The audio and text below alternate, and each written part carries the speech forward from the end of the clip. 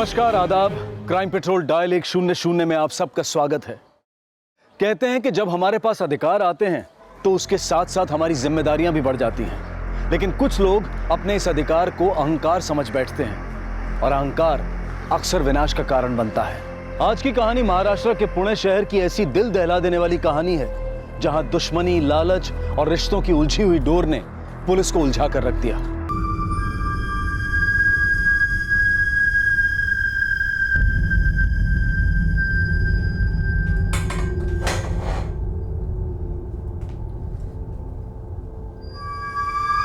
मंजरी please, किसी को बताना नहीं।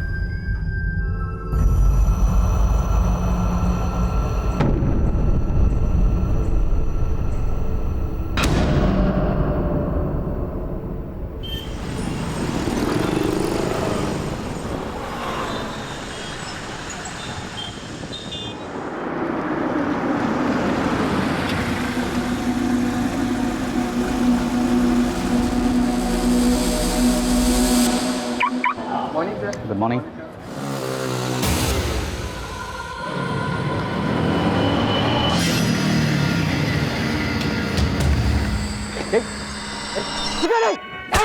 अबे छोड़ना, जाने दे, बनने दे, ऐसा ही है, ऐसा ही होना चाहिए उसके साथ। क्या कर रहा है?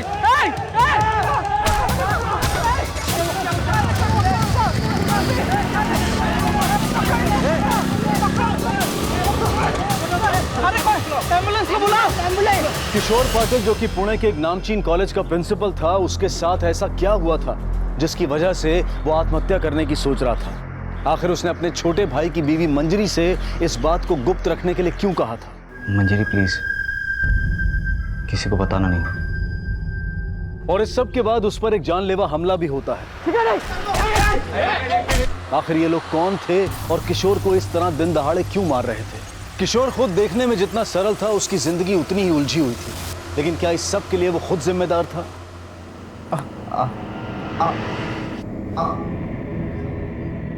नर्स, बाकी का ब्लड वगैरह अच्छे से क्लीन कर देना। ओके। Hello ma'am. किशोर कैसा है? हाँ, ट्रीटमेंट चला अंदर। डॉक्टर साहब। डॉक्टर साहब, मेरा बेटा किशोर कैसा है? He is fine. आप जरा प्लीज। Okay ma'am. डॉक्टर साहब, इसके बारे में किसी को पता नहीं चलना चाहिए। देखिए, हमें लीगल फॉर्मेलिटीज तो करनी पड़ेंगी। उन पर हमला हुआ है, इट्स अ पुलिस केस। नहीं, पुलिस को इन्वॉल्व करने की कोई जरूरत नहीं है। बात का बतंगड़ बना देंगे वो। अटैक कॉलेज के अंदर हुआ है, कॉलेज के रेपुटेशन का सवाल है। पर हम ऐसा नहीं कर सकते, इट्स अ क्रिमिनल केस। आपको जितने पैसे चाहिए मिल जाएंगे। देखिए डॉक्टर साहब, मैं पुलिस के उलझन में नहीं फंसना चाहती। आप बस इलाज कीजिए, दैट्स ऑल।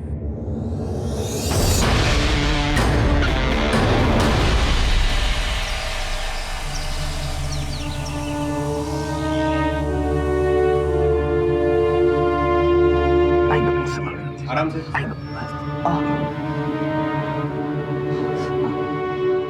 चलते sir. Thank you, thank you. Kishore दादा, पंगे क्यों लेते रहते हो उन स्टूडेंट से? बघ जरा बघ केवढं मारलंय तुला। ये तो अच्छा हुआ कि ये देशपांडे सर और साळुंके सर तुम्हें बचाने आए। ये तो पता नहीं जान भी ले लेते। लेकिन हमें कैसे पता कि वो स्टूडेंट्स ही थे या कोई और? मुझे लगता है हमें पुलिस में कंप्लेन कर देनी चाहिए। तुम्हें किसी ने बोला अपना दिमाग चलाने? अपने काम से काम रखो, और अगर कोई काम नहीं है ना तो जाओ किसी शॉपिंग मॉल या फिर मूवी थिएटर में जाके ऐश करो। आणि मोठी मला सांगणारी।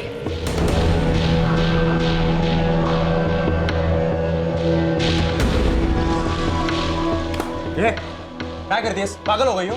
तो कौड़ी की हैसियत है नहीं तुम्हारी और मुझे जलील करती हो। तो क्या करूं? आरती उतारूं? अरे जितनी इज्जत देता हूं ना उतने भी बहुत है। तुम क्या इज्जत दोगे? खुद की तो कोई औकात है नहीं और मुझे मेरी औकात दिखाने चले। बस इसी चीज का इंतजार था मुझे। अब मैं चुप बैठने वाली नहीं, देखो क्या करती हो। क्या करशील? ये भूल मत कि हम दोनों एक ही फंदे में फंसे हुए हैं, तुम्हारे बाप और मेरे आई की वजह से। कुछ करने का सोचना भी मत। कोई तुम्हारा सपोर्ट नहीं करेगा, तुम्हारा बाप भी नहीं। तो भलाई इसी में है कि हम दोनों इसी फंदे में बंधे रहकर अपनी जिंदगी अपने अपने तरीके से जिए और अपने काम से काम रखें।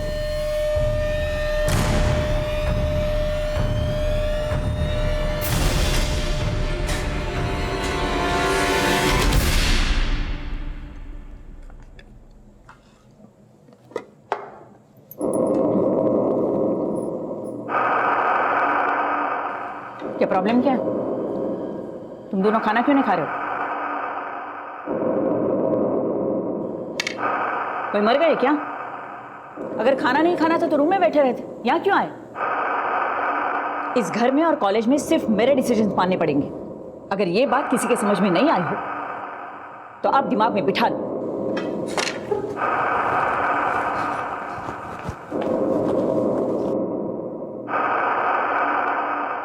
ये कॉलेज बरसों पहले रेनू पाटिल के पति सत्यजीत पाटिल ने शुरू किया था और जल्द ही इस कॉलेज की गिनती शहर के अच्छे कॉलेजेस में होने लगी थी। सत्यजीत के जाने के बाद रेनू ने कॉलेज और घर दोनों की जिम्मेदारियां संभाल ली थी और दोनों ही जगहों पर उसके ही फैसले पत्थर की लकीर माने जाते थे। रेनू के आगे किसी की नहीं चलती थी, लेकिन तानाशाही के ज्वालामुखी से बगावत का लावा फूटने में ज्यादा देर नहीं लगती।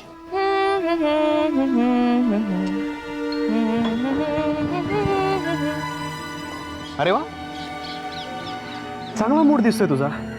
कोई नया बॉयफ्रेंड मिला क्या? मूड तो तुम्हारा भी बहुत अच्छा लग रहा है, और होगा भी क्यों नहीं। तुम्हारी रिंग मास्टर जो नहीं है घर पे, वे पसना करने गई है सासू माँ।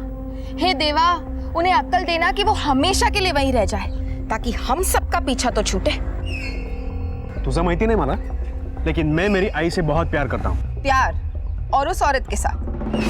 तुम कितना भी अच्छा बनने की कोशिश कर लो सौरभ, लेकिन तुम भी अच्छे से जानते हो कि इस घर में मैं तो क्या, उनकी कोई इज्जत नहीं करता। बस सब डरते हैं उनसे। बड़े आए अपनी आई से प्यार करने वाले।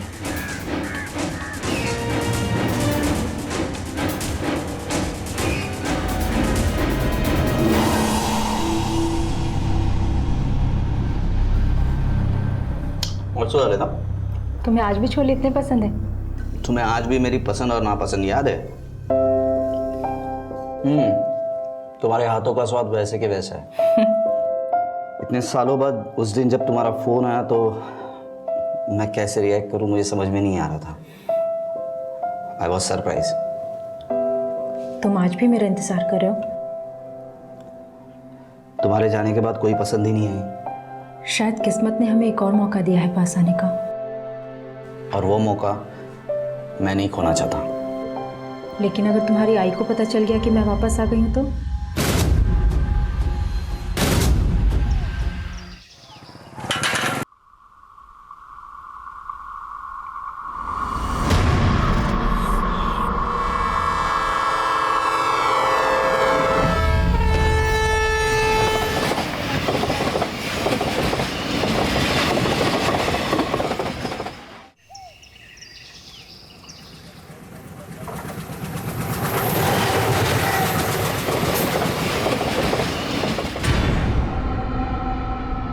सर, लाश के पास हमें ऐसी कोई चीज नहीं मिली है जिससे हम उसकी पहचान कर सकें। लेकिन इस औरत के कपड़े से लग रहा है जरूर ये अच्छी फैमिली से। कहीं ये ट्रेन से तो नहीं गिर गई? सर, कहीं ये सुसाइड का मामला तो नहीं? लेकिन अभी कुछ नहीं कहा जा सकता है। ना इसका यहाँ मोबाइल मिला है, ना पर्स, ना ज्वेलरी, और ना उसके बॉडी से कोई ऐसी चीज मिली है जिससे आइडेंटिफाई हो। हाँ सर। लाश को पोस्टमार्टम के लिए ले जाओ और सिटी पुलिस को इन्फॉर्म करो इसके बारे में। जी सर।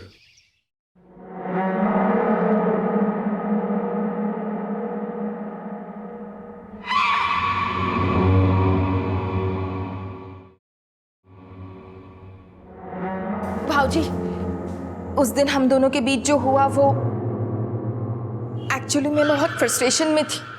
आप प्लीज मुझे इग्नोर मत कीजिए, मैं वैसे ही बहुत शर्मिंदा हूँ। मंजरी, मुझे पता है तुम्हारी शादीशुदा जिंदगी उतनी अच्छी नहीं चल रही है। हर उम्र की एक जरूरत होती है, पर ये सब आई को कैसे समझाए? उस दिन हमें देखकर पता नहीं उसने क्या क्या सोचा होगा। So please be careful. Kishore दादा, हाँ, इंदौर के विपश्यना सेंटर से कॉल आया था। आई अब तक वहां पे पहुंची नहीं है। क्या? अरे 5 दिन हो चुके हैं आई को जाके। आई ने कहा था कि वहां पे मोबाइल अलाउड नहीं है, इसलिए मैंने कॉल नहीं किया।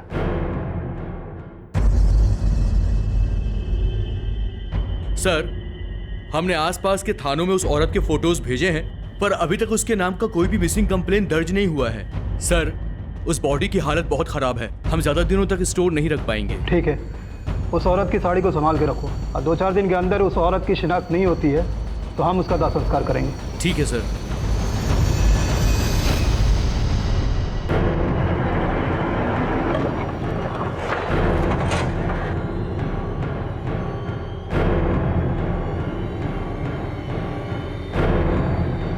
सर आई को इंदौर के लिए निकले हुए 5 दिन हो चुके हैं। अगर वो विपश्यना सेंटर नहीं पहुंची तो आखिर गई कहाँ? साहब उस रात हमने मैडम को स्टेशन पर ही छोड़ा था।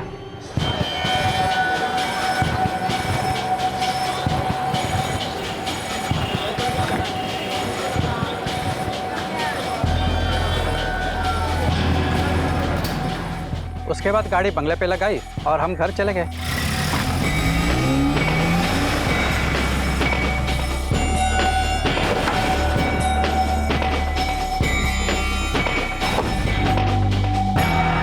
क्या आपकी मैडम को किसी का फोन आया था?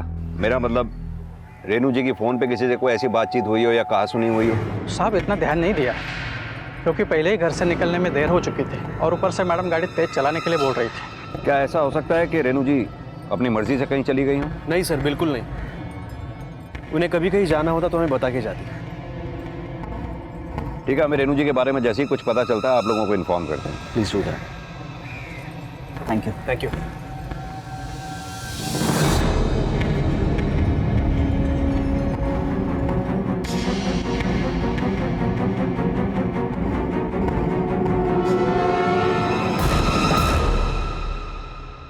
सर, रेनू जी की फोन लोकेशन और कॉल रिकॉर्ड।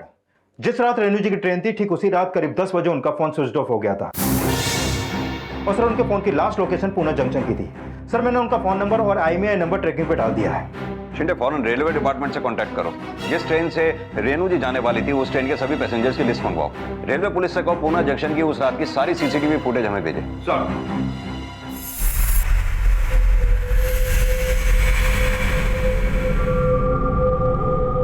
चलो अच्छा है, घर का एक टेंशन तो कम हुआ। काश वो कभी वापस ही ना आए ताकि हम सब सुख शांति से रह पाए। अरे आप दोनों ऐसे क्या देख रहे हैं? आप लोग कितना भी छुपाने की कोशिश करें लेकिन सच तो यही है कि आप भी नहीं चाहते कि वो खड़ूस बुढ़िया कभी भी वापस घर लौटे। जबान संभाल के बात कर। दोबारा थप्पड़ मारूंगा ना, उड़ भी नहीं पाओगी। दोबारा थप्पड़ मारने की सोचना भी मत। तुम्हारी आई नहीं अब तुम्हें यहां बचाने के लिए। पक्का जेल भिजवा के रहूंगी।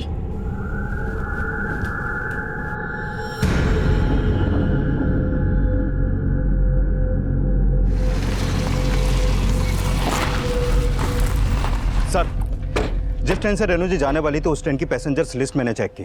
रेनू जी के नाम पे टिकट तो बुक किया गया था लेकिन वो उस दिन ट्रेन में बैठी ही नहीं। सर मैंने रेलवे स्टेशन के CCTV फुटेज भी चेक किए। उस फुटेज में वो साफ अपनी गाड़ी से स्टेशन आती तो दिखती हैं लेकिन प्लेटफॉर्म पे जाती हुई नहीं दिख रही। सर मैंने एग्जिट पॉइंट की CCTV फुटेज चेक करने की भी कोशिश की लेकिन वो कई दिनों से खराब पड़े हैं। Excuse me sir.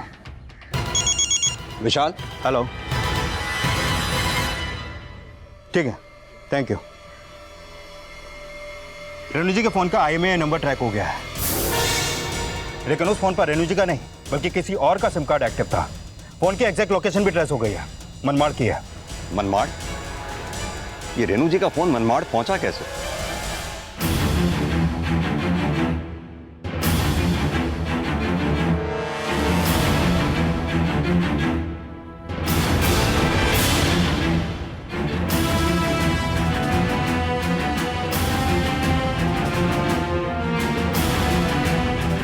सुनिए जी।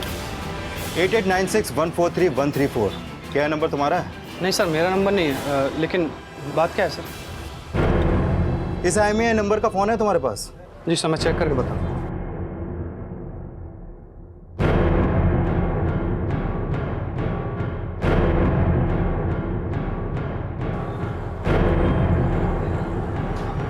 जी सर, ये रहा मोबाइल।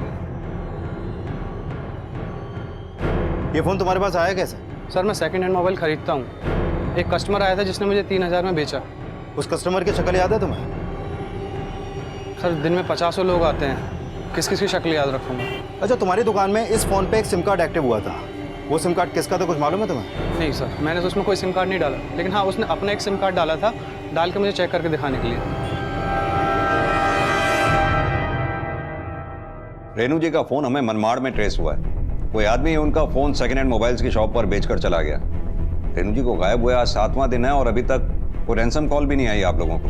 ऐसे केसेस में अपहरण फिरौती के लिए नहीं बल्कि हत्या के इरादे से किए जाते हैं और हमें शक है कि शायद रेनू जी के साथ भी अब तक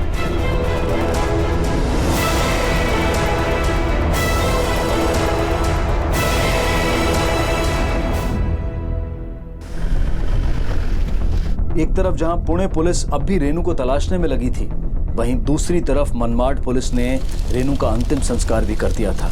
रेनू के हत्यारे अब भी खुले घूम रहे थे, पर जल्द ही पुलिस को एक अहम सफलता मिली। सर, मनमाड रेलवे पुलिस से एक इन्फॉर्मेशन आई है। जिस रात रेनू जी की इंदौर के लिए ट्रेन थी, ठीक उसके अगले दिन उन्हें रेलवे ट्रैक पे एक लाश मिली थी। उसकी डिस्क्रिप्शन रेनू जी से मैच करती है। तो लाश के साथ और कुछ भी नहीं था सर। कंफर्मेशन के लिए मैंने उन्हें फोटो भेज दिए सर। रेनू जी को गायब हुए 7 दिन हो चुके हैं और अब तक उनकी कोई खबर नहीं है। मुझे स्ट्रॉन्ग डाउट है जो ये लाश मिली है ये रेनू जी की ही होगी। और यही शक जब मैंने रेनू जी के परिवार के सामने जताया तो उनका कोई खास एक्सप्रेशन ही नहीं था। मैं शक है शायद रेनू जी की भी अब तक।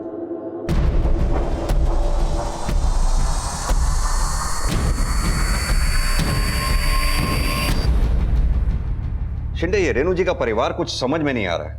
इस परिवार के बारे में हमें जानकारी इकट्ठी करनी चाहिए और खास तौर से रेनू जी के बारे में। वो किस तरह की औरत थी, उनकी किस किस से जमती थी, किससे नहीं जमती थी, दुश्मन कौन कौन थे, सब कुछ। Sir, excuse me sir. Hello, ठीक है, थैंक यू सर। रेनू जी के फोन में जिस शख्स का नंबर एक्टिव था उसका पता चल गया है।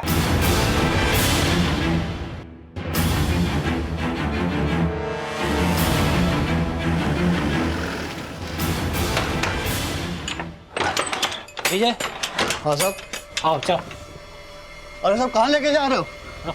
अरे साहब बताता हूँ, मुझे वो मोबाइल हाईवे के किनारे से मिला साहब। मैं लालच में आ गया था साहब, इसलिए मैंने वो मोबाइल बेच दिया साहब। पर आई शपथ साहब, मैंने किसी का खून नहीं किया साहब, किसी का खून नहीं किया मैंने साहब। टेम्पो ड्राइवर से पूछताछ करने के बाद भी पुलिस के हाथ कुछ नहीं लगा। पुलिस के लिए शायद ये वो गली थी जिसका डेड एंड यहीं पर था। आखिर किसने की थी रेनू की हत्या और क्या वजह थी इस हत्या के पीछे? और इस सब के बीच पुणे पुलिस को मनमाड पुलिस से फोन आया और इस फोन कॉल ने रेनू की हत्या की खबर पर मोहर लगा दी।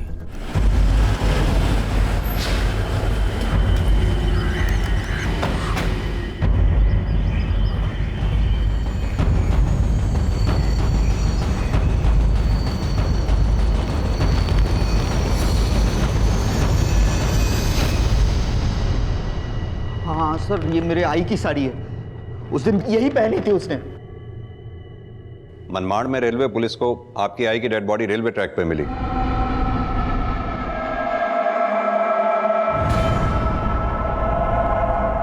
उनकी शिनाख्त नहीं हो पाई, इसलिए रेलवे पुलिस ने उनका अंतिम संस्कार कर दिया।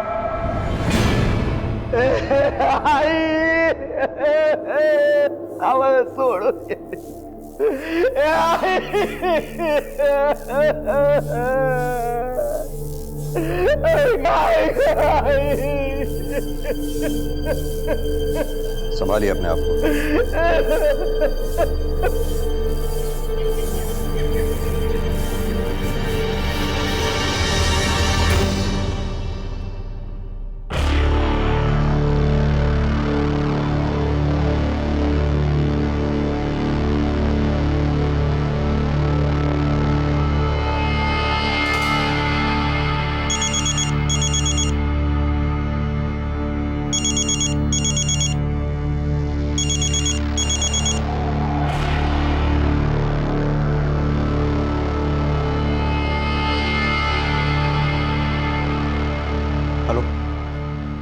मैंने मना किया था ना तुम्हें कॉल करने को, फिर भी क्यों बार बार कॉल कर रही हो?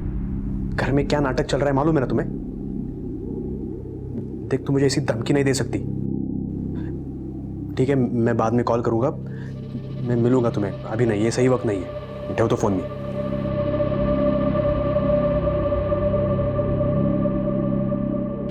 सर, ये रेनू जी की पोस्टमार्टम रिपोर्ट, इस रिपोर्ट के मुताबिक उनकी मौत ट्रेन के नीचे आकर कटने की वजह से हुई थी। लेकिन सर, इस रिपोर्ट में एक सरप्राइजिंग बात सामने आई है। क्या? मरने से पहले रेनू जी के सर पे किसी भारी चीज से वार किया गया था और मरने से कुछ घंटे पहले क्लोरोफॉर्म सुंघाकर उनको बेहोश भी किया गया था। लेकिन रेनू जी के साथ ऐसा किया किसने? कहीं ऐसा तो नहीं रेनू जी की मौत में उनके परिवार वालों का ही हाथ है? क्योंकि रेनू जी की मौत की खबर सुनकर मंजरी और सौरभ ज्यादा दुखी नजर नहीं आए। और रही बात किशोर की, वो अपनी मां की मौत की खबर सुनकर शायद कुछ ज्यादा ही ओवर रिएक्ट कर रहा है। इन सब पे नजर रखो शिंदे, ये सब दूध के धुले हुए नहीं है। एक काम करना, तुम कल कॉलेज जाकर पूछताछ करना, मैं उस ड्राइवर से दोबारा मिलूंगा। हो सकता है शायद वो घर के अंदर की ऐसी कोई बात जानता हो जो हमारे काम की हो। सर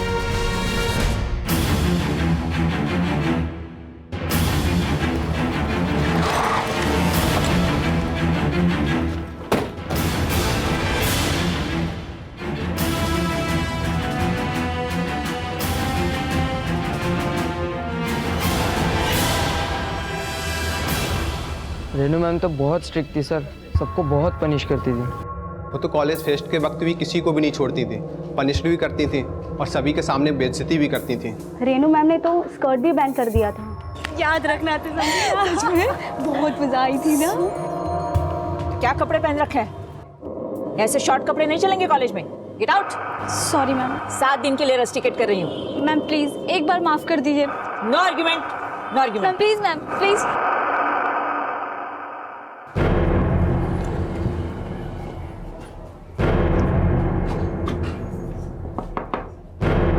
रामनाथ। जी सर। सोचा बेटे। तुमने अपनी मैडम रेनू जी को स्टेशन पे ठीक कितने बजे छोड़ा था तुम? ठीक 10 बजे साहब, 10:15 की मैडम की ट्रेन थी।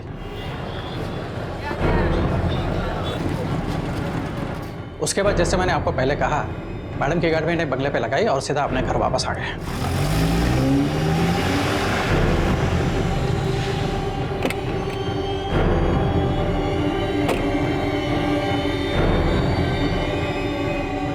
ये कौन है? बेटी है साहब मेरी। क्या हुआ इसे? साहब वो मेरे बेटे की शादी एक लड़के से तय हुई थी, लेकिन शादी के 2 दिन पहले लड़के वालों ने 2 लाख और एक मोटरसाइकिल दहेज में मांगी। गरीब आदमी हो साहब, इतना पैसा इतने कम समय में कहाँ से लाता, कैसे लाता? दहेज न देने की वजह से उन लोगों ने शादी तोड़ दी साहब, जिसका बुरा असर मेरे बेटे पर पड़ा। अपने शादी के काफी सपने सजा के रखे थे साहब इसने। इसे ये सब बर्दाश्त नहीं हुआ, आत्महत्या करने की कोशिश की इसने। मरी तो नहीं, लेकिन इसकी जिंदगी बहुत से में बदतर हो गई है साहब। तब से लेकर आज तक इसी हाल में जी रही है वो।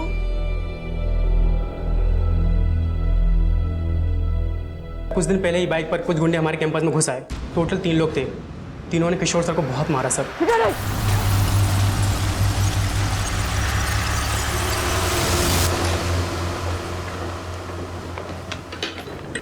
ये क्या है? देखो तो खोल के। कॉलेज में जूनियर प्रोफेसर की job. Thank you so much Kishore. Don't thank me, you deserve it. Kishore ji, हमें आपसे कुछ बात करनी है। रागिनी प्लीज।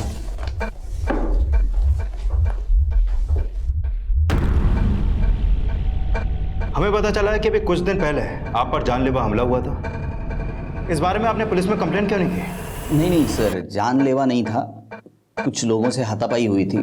मामला इतना बड़ा भी नहीं था जिसमें पुलिस को इन्वॉल्व कर पाए, इसलिए मैंने कंप्लेंट नहीं की। क्या लगता है आपको, किसने किया होगा ये सब?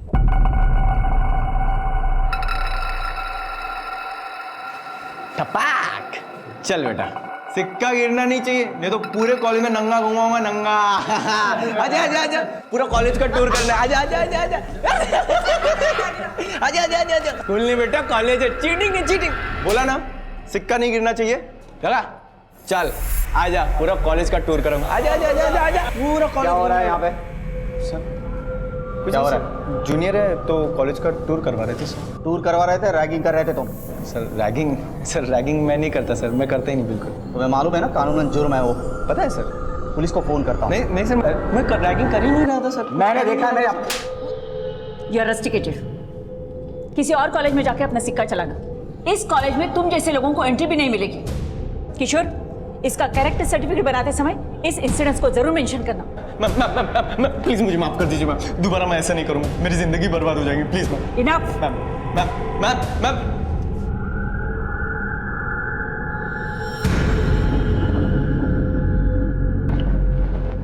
सर, अमरजीत का फोन ऑफ आ रहा है। मैंने उसका फोन ट्रैकिंग पे डाल दिया है। उसके माँ बाप को भी नहीं मालूम कि उनका बेटा कहाँ है। क्या किशोर पे हमला करने वाला और रेनू जी को मारने वाला ये अमरजीत हो सकता है? हो सकता है सर, क्योंकि उन्हीं की वजह से उसका करियर चौपट हो गया। शायद इसी बात का बदला निकाला उसने। फिर तो कॉलेज के कई ऐसे स्टूडेंट और स्टाफ मेंबर्स होंगे जिन्हें रेनू जी के इस स्ट्रिक्ट नेचर का सामना करना पड़ा होगा। शिंदे, हमें कॉलेज के हर ऐसे स्टूडेंट और स्टाफ मेंबर की लिस्ट बनानी होगी।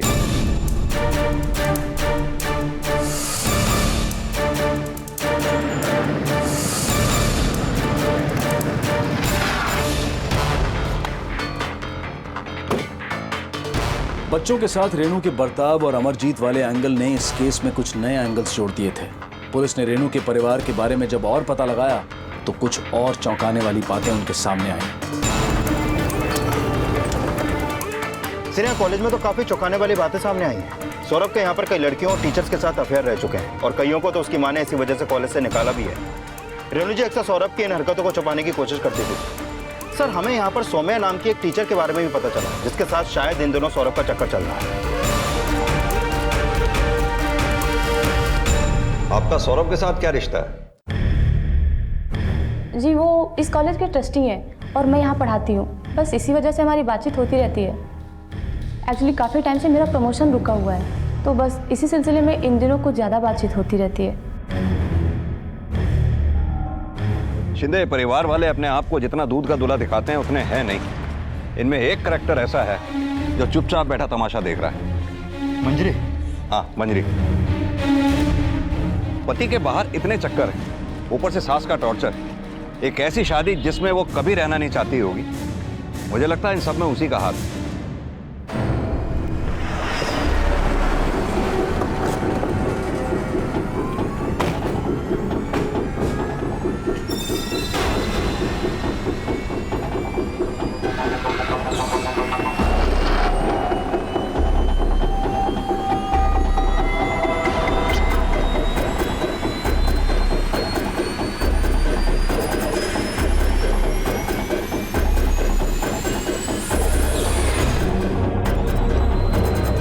सर, कुछ नहीं मिला।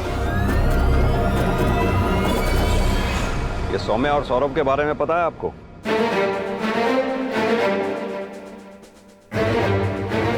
जी, मैं सौरभ के बारे में सब कुछ जानती हूँ। उसे अपने आसपास लड़कियों और औरतों का होना बहुत अच्छा लगता था। कई बार तो एक साथ उसकी 3-4 गर्लफ्रेंड्स होती है।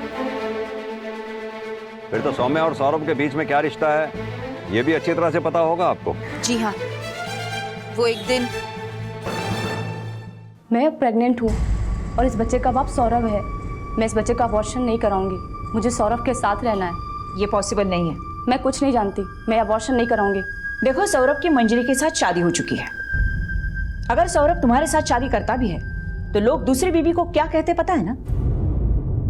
देखो, अगर अपनी जीत छोड़ के तुम अबॉर्शन करवाओगी तो मैं तुम्हें 5 लाख रुपए कैश, साथ ही साथ सैलरी में इंक्रीमेंट और प्रमोशन दे सकती हूँ। फैसला तुम पे है।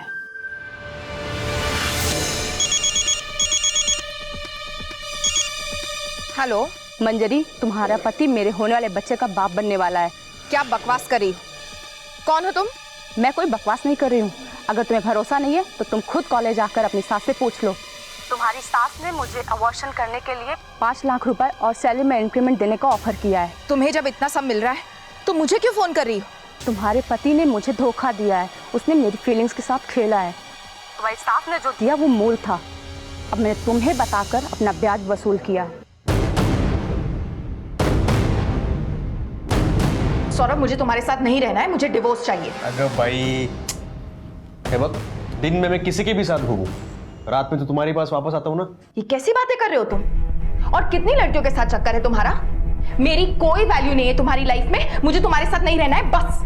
मंजरी, डिवोर्स की कोई गरज नहीं है। तुम्हारे नाम के साथ हमारी इज्जत जुड़ी है, उस पर बिल्कुल आँच नहीं आनी चाहिए। आज की बात तुमने डिवोर्स का नाम भी लिया ना, तो देख मैं तुम्हारा क्या करती हूँ। फिर तो तुम्हारा बाप भी तुम्हें बचा नहीं पाएगा, समझी? उस औरत ने तो मेरी जिंदगी बर्बाद कर दी। अच्छा वो मर गई। हमारी शादी को तो सिर्फ एक सौदा समझा उसने। हमेशा अपने सौरभ की तरफदारी करती थी। शायद इसीलिए भगवान ने उसे उठा लिया। कहीं ऐसा तो नहीं गुस्से में आकर आपने ही अपनी सास को मार दिया हो? सर, अगर मुझे ऐसा ही करना होता तो कब का करके इस घर से निकल चुकी होती। और अब मैं ऐसा क्यों करूंगी?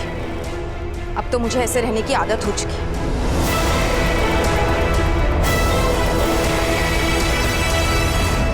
जो कुछ भी पुलिस को सौरभ के बारे में पता चला था वो काफी चौंका देने वाला था, लेकिन उससे भी ज्यादा चौंका देने वाली बात यह थी कि एक मां होकर भी रेनू सौरभ को सुधारने की बजाय उसकी गलतियों पर पर्दा डालने का काम करती थी। रेनू ने अपने स्वभाव के कारण अपने कई दुश्मन बना लिए थे। पुलिस इन्वेस्टिगेशन में ऐसे कई तथ्य सामने आए जिन पर रेनू ने झूठ की चादर डाल रखी थी और जो अब परत दर परत खुल रहे थे। और मंजरी के बयान से यह साफ था कि रेनू पाटिल अपने कॉलेज की प्रतिष्ठा को बचाने के लिए किसी भी हद तक जा सकती थी, फिर उसके लिए चाहे सच को छिपाने के लिए कोई भी कीमत क्यों न देनी पड़े। पर क्या मंजरी और किशोर के बीच का कोई सच अब भी छुपा हुआ था जो सामने आना बाकी था? बस कुछ ही दिनों की बात है मंजरी, सब कुछ ठीक हो जाएगा। जिंदगी हमें दूसरा मौका जरूर देगी। मुझे नहीं लगता मेरी तकदीर मुझे दूसरा मौका देगी।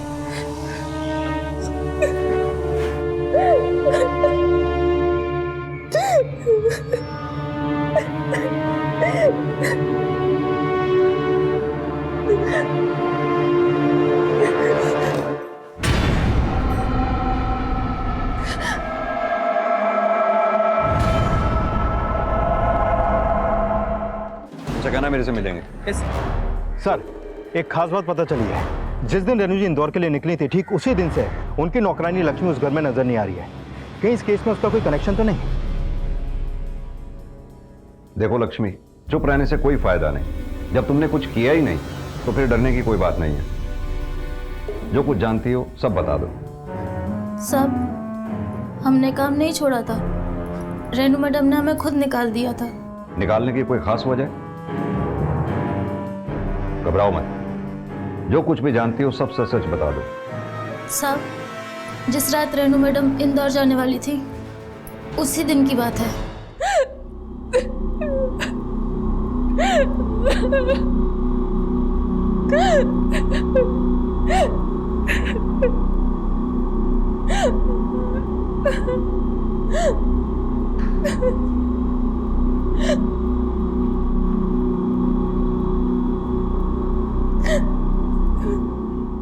क्या हुआ मंजरी?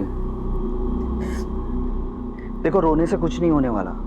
जो हुआ है उसे भूल जाओ और जो है उसे एक्सेप्ट करके आगे बढ़ो, समझी तुम?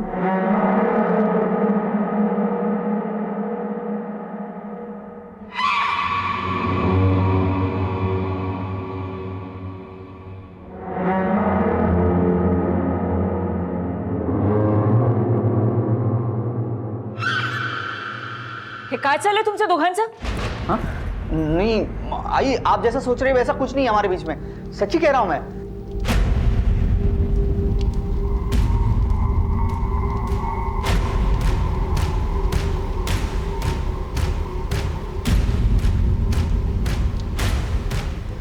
लक्ष्मी, है ये पैसे। कल से आने की जरूरत नहीं है। बिना काम किए पूरे 1 साल के पैसे मैं इसलिए दे रही हूं ताकि किसी के सामने तू मुंह ना खोले। अगर ऐसी कोशिश भी तूने की तो तू तो जानती है परिवार की इज्जत बचाने के लिए मैं कुछ भी कर सकती हूँ, समझी?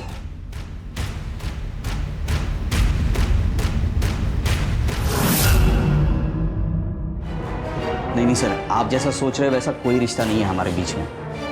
उनका रिश्ता तो रागिनी के साथ है। पिछले 8 सालों से चाहते हैं एक दूसरे को।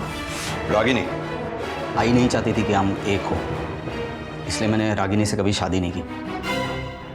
पिछले 8 साल से हम एक दूसरे को चाहते हैं। रागिनी इस वक्त है कहाँ? अब तो रागिनी भी कॉलेज में जूनियर प्रोफेसर है सर। उस वक्त तो उन दोनों को अलग होना पड़ा था, पर अब आई रही नहीं तो शायद इस बार उन्हें अलग ना होना पड़े। ये रागिनी ने दोबारा कॉलेज कब ज्वाइन किया? यही कुछ 4-5 दिन हुए होंगे। यानी रेनू जी के जाते ही रागिनी की एंट्री। Good plan. कहीं ऐसा तो नहीं 8 साल पुराने प्यार के आगे एक माँ की बलि चढ़ गई? क्योंकि जैसे ही रेनू जी रास्ते से हटी वैसे ही किशोर की प्रेमिका रागिनी कॉलेज की जूनियर प्रोफेसर बन गई। ये पुणे और मनमाड़ के बीच जितने भी टोल नाके हैं सबके सीसीटीवी फुटेजेस चेक करो। किशोर, रागिनी, मंजरी तीनों के कॉल रिकॉर्ड्स और लोकेशन डिटेल्स मंगवाओ। जरूर कुछ हाथ लगेगा। Okay sir.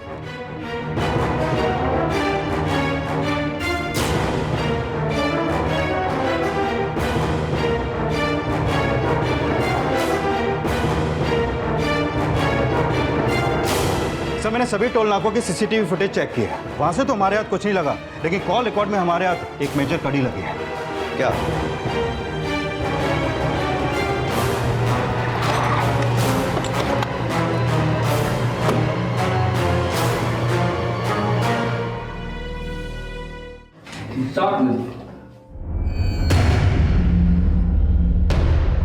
तुम नहीं मारा रेनू जी को। तुम्हारी कार भी हमारे कब्जे में है और उस कार से हमें रेनू जी के ब्लड के स्टेन्स भी मिले।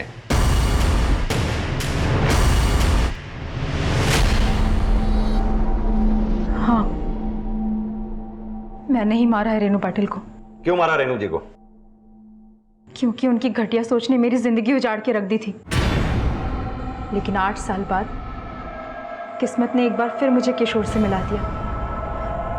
किशोर भी मेरी मदद करना चाहता था, मुझे अपनाना चाहता था, लेकिन रेनू पाटिल के जीते जी ये मुमकिन नहीं था। तभी मैंने फैसला किया कि मैं उसे जान से मार दूंगी। रामनाथ को अपने प्लान में कैसे शामिल किया? आखिर मिलता क्या है तुम्हें ड्राइवर की नौकरी करके? इतनी ईमानदारी से नौकरी करते हो और गालियां सुनने को मिलती हैं तुम्हें। ये कहाँ का न्याय है? मैंने सुना है बेटी की शादी की दहेज के लिए तुमने रेनू से पैसे मांगे थे। मिले? नहीं मिले ना? उल्टा शादी कैंसिल होने की वजह से तुम्हारी बेटी ने ही आत्महत्या करने की कोशिश की। कैसे रखोगे जिंदगी भर इसका ख्याल? दवा दारू में बहुत खर्चा होता है। अगर तुमने मेरा साथ दिया तो बहुत जल्द मैं किशोर से शादी करके इस घर की मालकिन बन जाऊंगी। और अगर हमारा प्लान कामयाब हो गया तो तुम मेरे खास आदमी। उसके बाद मैं तुम्हारी बेटी को किसी तरह की कोई तकलीफ नहीं होने दूंगी। तुम्हें इतना पैसा दूंगी जितना तुम सोच भी नहीं सकते हो।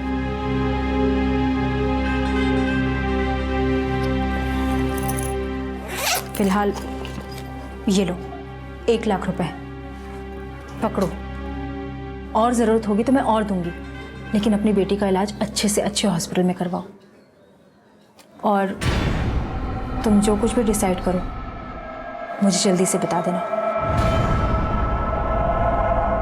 एक तरफ बेटी की परेशानी, पैसों की तंगी, और दूसरी तरफ मैडम का खून करके जिंदगी भर अपने बेटी को सुख देने का लालच। मैंने मजबूरी में लालच का रास्ता चुन लिया सर, और मैडम को बंगले से लेकर स्टेशन पहुंचा।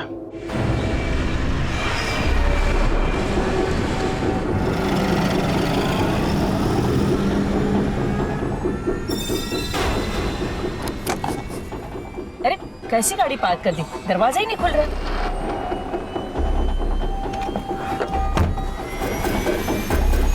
रेनू को बेहोश करने के बाद हम उसी की गाड़ी से जंक्शन के बाहर आ गए और फिर उस जगह पहुंचे जहां मैंने अपनी गाड़ी पार्क कर रखी थी।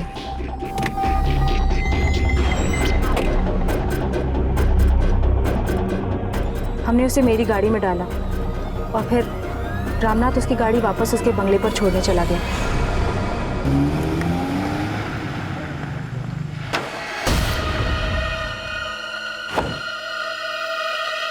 रामनाथ के वापस आने के बाद हम इंदौर के लिए निकलने वाले थे। हमारा प्लान ये था कि हम उसे इंदौर लेके जाते, वहीं उसे मारकर कहीं फेंक देते, ताकि पुणे से इतने दूर होने की वजह से उसे कोई पहचान नहीं पाता और मामला वहीं दब जाता।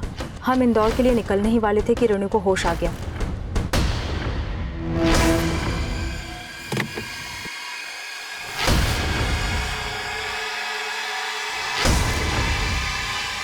वो हमारे इरादे जान गई थी और इसीलिए मैंने उस पर पत्थर से वार किया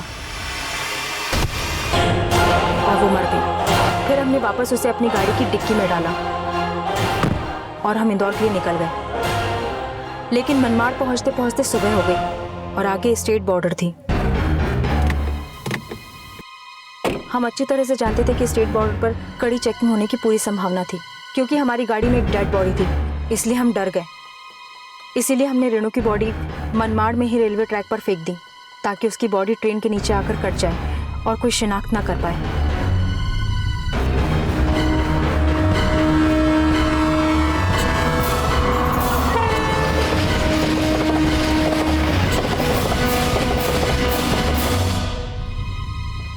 रागिनी, तुमसे कोई मिलने आया है।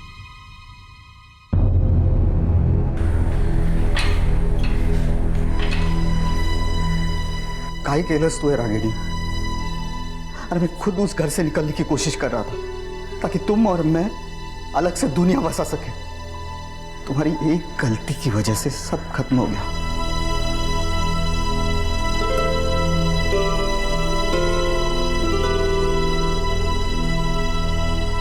रागिनी ने इस मौत की साजिश करके अपने और किशोर के भविष्य को हमेशा के लिए खत्म कर दिया। लेकिन एक सवाल यह भी है कि क्या रेनू की मौत के लिए सिर्फ रागिनी और रामनाथ ही दोषी हैं? रेनू ने अपने अधिकारों को अपना अहंकार बना लिया था और उसका यही अहंकार उसके पतन का कारण बना। याद रखें, अगर बड़ों के प्रति आदर भाव रखना छोटों की जिम्मेदारी है, तो बड़ों की भी ये जिम्मेदारी बनती है कि वो अपनी सोच, अपने फैसलों को छोटों पर ना थोपे। इसी विचार के साथ अब मैं अनूप सोनी आपसे विदा लेता हूं। फिर मुलाकात होगी अगले एपिसोड में एक और चौंका देने वाले केस के साथ। तब तक अपना और अपने परिवार का ख्याल रखें और देखते रहें क्राइम पेट्रोल डायल 100। सबक एक को सीख हम सबको। जय हिंद।